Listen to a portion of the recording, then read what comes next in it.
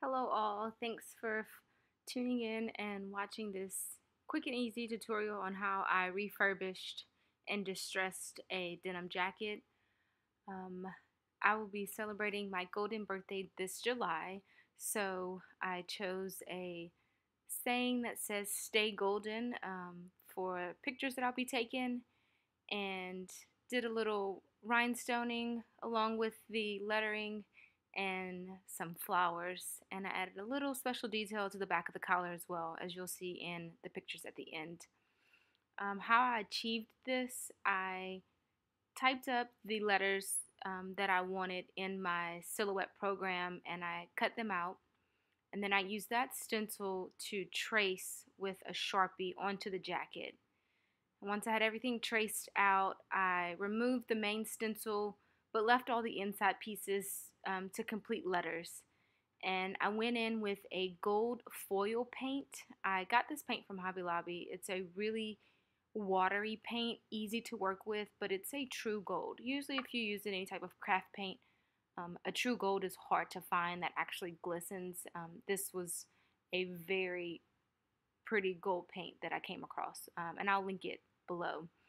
But once I traced it all with the Sharpie, I went back and edged everything with the gold paint. It's always easier to edge out before you start filling in the inside. Once I edged everything, I went in and did all the inside filling. And then once that was done, I removed all the inside lettering. As you can see, the little black areas, that's the inside of the letters that will remain the denim color. And once I finished the letters, I went in and added a few rhinestones scattered throughout. And then the detail you'll see on the back of the collar is actually my date of birth in Roman numerals, which I thought was super cool. It looks really good, really chic, and I'll be taking pictures, so I'll make sure to get details of that for my birthday.